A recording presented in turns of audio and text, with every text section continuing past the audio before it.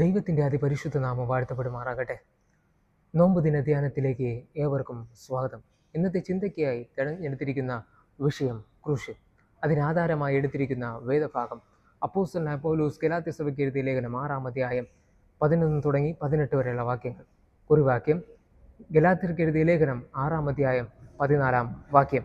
എനിക്കോ നമ്മുടെ കർത്താവായ യേശുക്രിസ്തുവിൻ്റെ ക്രൂശിലല്ലാതെ പ്രശംസിപ്പാൻ ഇടവരരുത്.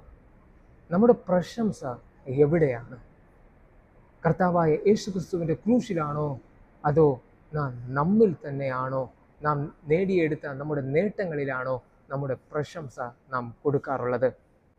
ജീവിതത്തിൽ എവിടെയൊക്കെ തന്നെ നാം എത്തപ്പെട്ടിരുന്നാലും, എത്ര ഉയർച്ചകളൊക്കെ ജീവിതത്തിൽ കൈവരിച്ചാലും, എത്ര വിജയങ്ങൾ നമ്മുടെ ജീവിതത്തിൽ നേടിയെടുത്താലും, നമ്മുടെ പ്രശംസ അത് കർത്താവിന് വേണ്ടി മാത്രമായിരിക്കണം.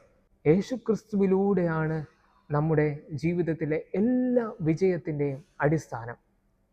ക്രൂശ് ഒരു കാലഘട്ടത്തിൽ കഷ്ടതയുടെ പ്രതീകമായിരുന്ന ഇടത്ത് നിന്ന് എപ്പോഴാണോ യേശു കർത്താവ് ഈ ക്രൂശിൽ യാഗമായി മാറ്റപ്പെടേണ്ട അവസ്ഥ കൈവന്നത്, ആ നിമിഷം മുതൽ ഈ ക്രൂശിന് ഒരു വിലയുള്ളതായിട്ട് മാറി.